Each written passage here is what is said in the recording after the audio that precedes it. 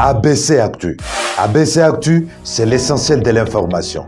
ABC Actu, c'est la politique, l'économie, le social, la culture, la religion, la science, la technologie, le développement et les divers. ABC Actu, l'essentiel de l'information pour vous, FM Prêt.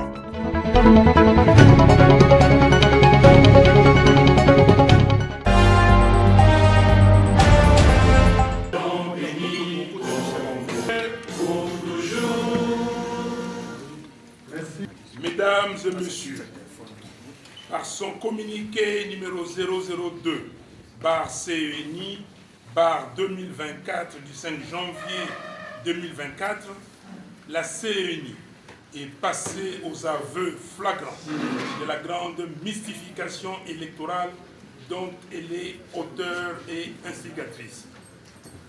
L'annulation des élections législatives nationales et provinciales dans 2 circonscriptions électorales et l'invalidation des 82 lampistes de la tricherie est une en avant de Denis Kadima et de ses complices pour se soustraire de ce qui engage leurs responsabilités personnelles dans les chaos et les désordres électoraux que notre pays déplore à ce jour. Après avoir obstinément refusé l'audit du fichier électoral, Denis Kadima est dans la même logique aujourd'hui de se soustraire à une commission d'enquête indépendante qui va déterminer sa propre implication ainsi que celle de tous ses complices dans la fraude et la tricherie électorale que nous avons toujours dénoncées et qui viennent d'être démontrées à la face du monde. La simple analyse de la liste des 82 sacrifiés démontre que la fraude s'est disséminée sur toute l'étendue du territoire national. Ceci implique en réalité qu'elle a des dimensions beaucoup plus graves, surtout lorsque l'on constate que les bénéficiaires des machines à voter sont tous, globalement, de la même famille politique de M. Tshisekedi et ont les statuts étatiques, ministre, sénateur, gouverneur, député, bourgmestre, etc. Par quelle magie, dans une élection combinée, avec un seul bulletin de vote, la CENI peut nous expliquer que seules les législatives ont été corrompues et pas la présidentielle. Ceci atteste la complicité entre la famille politique de M. Félix Tshisekedi, les organes de l'État et la CENI. Raison pour laquelle la CENI est toujours dans l'incapacité de répondre à des questions aussi fondamentales que le nombre de bureaux de vote qui ont effectivement ouvert, le nombre de machines à voter réellement déployées, le nombre de bulletins de vote imprimés et aussi le nombre de machines à voter qui ont été mises à la disposition de la famille politique de Félix Tshisekedi pour orchestrer la fraude que nous décrions. Par ailleurs, cette situation démontre de manière irréfutable que la CENI, à tous les niveaux, est non seulement actrice de la tricherie qui a eu lieu, mais plutôt instigatrice. La CENI de M. Kadima a prêté main forte à la tricherie dès lors que le monopole de la détention des machines à voter relevait exclusivement de sa responsabilité. Nous réitérons notre exigence de l'annulation totale du simulacre d'élection du 20 décembre 2023 à tous les niveaux et la mise immédiate à la disposition de la justice de M. Kadima, des membres de la CENI, de leurs complices et de tous les autres acteurs de la fraude électorale. Par ailleurs, nous appelons à tous nos compatriotes, y compris les 82 lampistes déjà cité de dénoncer la chaîne de distribution des machines à voter et tous les acteurs de cette entreprise criminelle ayant contribué à voler au peuple congolais ses voix et l'expression de sa souveraineté. Dès maintenant, nous réitérons notre appel à notre peuple, conformément à l'article 64 de la Constitution, d'entrer en résistance pour faire échec à cette fraude avérée qui ne passera jamais. Je vous remercie.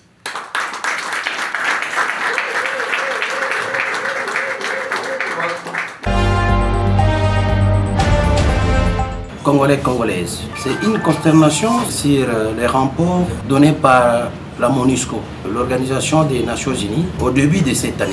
Pourquoi un rapport au début de cette année sur ce que fait nos frères en Ituri seulement aujourd'hui? La MONUSCO tacle Maître Outeki, le président de la communauté Alou. Il tacle également M. Baraka d'avoir fait des trafics d'armes en Ituri. Pourquoi seulement aujourd'hui? Nous connaissons très bien que la MONUSCO est à son fait mandat. La MONUSCO est citée dans beaucoup de choses à l'est du pays. Est-ce que nous devons croire à cela? Ce sont des questions qui nous préoccupent, nous, Ituriens. Est-ce que nous allons nous fier à cela? Parce que la MONUSCO, dans son rapport, il part même très loin, disant que les deux frères cités travaillent avec le M23, travaillent avec le Rwanda pour déstabiliser l'Est de la République. Ce sont des déclarations terribles, mais nous ne devrons pas également oublier que quand on parle du Rwanda, c'est également les Occidents. Nous connaissons très bien que le Rwanda, c'est une main noire pour les Occidents. Les Occidentaux utilisent le Rwanda pour déstabiliser l'Est du pays, pour qu'ils puissent voler les richesses de la RDC, pour facilement entrer dans notre pays à l'Est, en Ituri, Nord Kivu, Sud Kivu, ils entrent par Rwanda. Et que la MONUSCO en général, ils ont leur résidence à l'Est. Si nous voyons les exploitations qui se font à l'Est, c'est sous couvert de l'insécurité qui se vit à l'Est. Nous avons l'or, le coltan, le cobalt, qu'on est en train de voler à l'Est. Je dis bien voler parce que personne ne contrôle cette exploitation. C'est même à cause de cela que Kagame a accepté, coûte que coûte, de ne pas sortir de la RDC. Il vit de cette exploitation frauduleuse, il vit de ce vol. Nous, peuple congolais, peuple iturien, nous devrons ouvrir les yeux. Aujourd'hui, on est en train de dire que M. Outeki, président de la communauté Alou, M. Baraka, commerçant, Emma, est en train de travailler avec M23. Mais c'est faux et archi faux. C'est une manière d'étouffer la justice. Nous connaissons très bien que les deux cités ont été arrêtés par le tribunal militaire de l'Ituri. La cour militaire, à l'heure où je parle, est en train de statuer sur leur dossier. D'ailleurs, le premier dossier est déjà tracé, où on a libéré M. Baraka. Faute de preuves. Nous attendons également la libération de M. Outeki, faute de preuves. Pourquoi étouffer la justice? La MONUSCO doit s'apprendre à lui-même et doit respecter la RDC et la justice de la RDC. En fin mandat, ils veulent maintenant attirer l'attention du chef de l'État, son Excellence M. le Président de la République, pour que nous puissions croire à cette déclaration, à ces rapports, qu'on lui ajoute le moment, qu'on lui ajoute les délais pour qu'il puisse prolonger. Nous disons non, notre président de la République est trop vigilant. Ils doivent quitter de chez nous. Et le président de la République est vaillant sur ça, même lors de sa campagne. Nous avions dit, c'est à cause de cela que nous l'avons voté massivement à l'Est. La MONUSCO doit quitter, doit laisser la République faire ses affaires. Le président de la République est compétent pour cela. La population iturienne doit s'apprendre à ce message que nous ne devrons pas nous laisser tromper par qui que ce soit pour déstabiliser l'Est du pays. C'est un message que nous donnons à nos frères, également à tout Congolais. Nous disons félicitations, Excellence, Monsieur le Président de la République, pour votre décision avec le Congolais de dire que la MONUSCO doit partir et nous demandons à ce que vous puissiez mettre le point sur les i sur cette décision. Aux miliciens, ils doivent comprendre que le Congo nous appartient aux Congolais. Les gens qui ramènent les armes, ce ne sont pas les Congolais, ce sont ces Occidentaux. Nous avons beaucoup suivi et ils doivent cesser ces comportements. Quand on parle du fait que les bastions des Zaïre se trouvent à Mabanga, mais à Mabanga, nous connaissons Mabanga, c'est notre région. Il y a la FARDC qui contrôle. Iga Barrière, c'est la FARDC qui contrôle. Mongoualou, c'est la FARDC qui contrôle. Mais avec ces messages disant qu'il y a la milice Zaïre qui contrôle. Mais ce sont des mensonges ridicules. Et citer le nom de nos deux frères dans ces bêtises.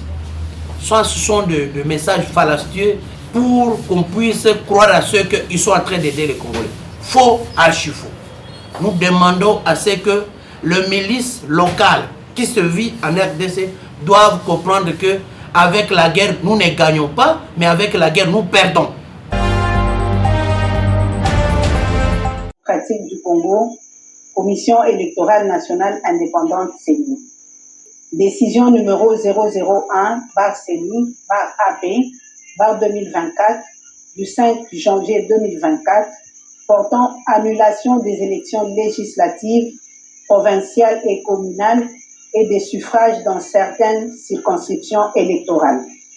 L'Assemblée plénière, vue telle que modifiée à ce jour, la Constitution de la République démocratique du Congo du 18 février 2006, spécialement en son article 211, vu la loi numéro 10/013 du 28 juillet 2010 portant organisation et fonctionnement de la Commission électorale nationale indépendante, telle que modifiée et complétée par la loi organique numéro 13. Moi aussi, le fait que si on en est arrivé à une dénonciation par la CENI elle-même, d'un échantillon de personnes accusées de détenir les dispositifs électroniques du vote et d'autres actes frauduleux, autant d'autres actes frauduleux, il faut bien nous ne pas perdre de vue que cette dénonciation de la CENI est arrivée après la clameur publique. Si on n'avait pas eu les rapports d'observation électorale mixte, SCC, SECO, s'il n'y avait pas eu des déclarations des candidats présidents de la République de l'opposition, ainsi que de nos porte-parole et d'autres acteurs de la société civile qui ont dénoncé la fraude, donc la CENI elle-même était dans une situation jusqu'à la clôture des bureaux de vote, jusqu'au moment où ils ont commencé à donner les résultats qui ont été intermédiaires ou par étape. La CENI donnait l'impression que tout s'était déroulé comme dans le meilleur du monde, il n'y avait rien. C'est la clameur publique et la pression qui amène aujourd'hui la CENI à avouer sur la place publique. Okay?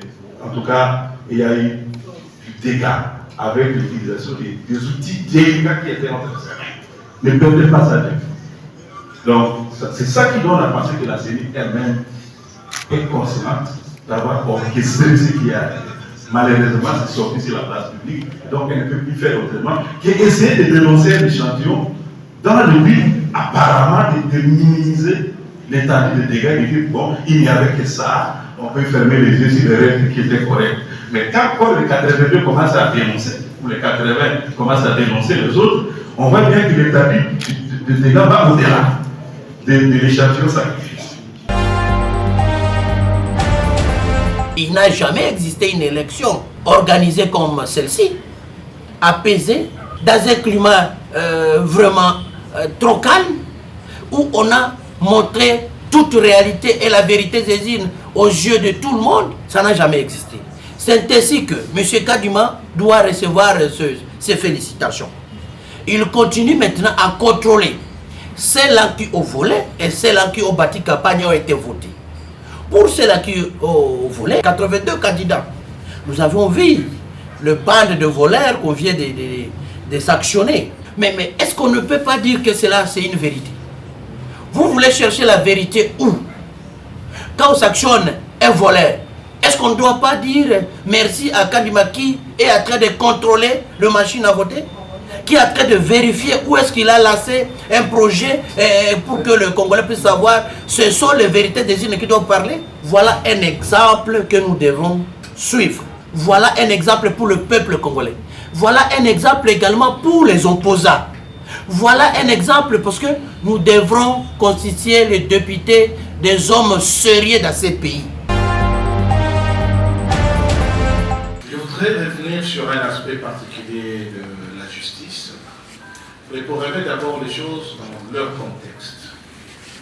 Nous avons affaire à un processus électoral qui a fait usage d'une technologie qu'on appelle machine à voter ou dispositif électronique de vote. C'est une technologie importée pour laquelle notre pays a dépensé dans 1,3 milliard de dollars globalement. Cette technologie est censée être inviolable. C'est une des garanties pour lesquelles on souscrit à un marché international. Or, l'inviolabilité de cette technologie implique le monopole de la détention de ces machines par la CENI. Lorsque ces machines ont échappé au circuit de la CENI, cela implique aussi que et les codes et tous les intrants ainsi que les bulletins sont sortis de la CENI. Par conséquent, la responsabilité de tous les membres de la CENI est engagée totalement. On ne peut pas juste se limiter auprès des détenteurs et des usagers de ces dispositifs électroniques de vote. Or, si tel est le cas, sur le plan de droit, plusieurs options s'ouvrent à nous et ne concernent pas exclusivement la justice congolaise.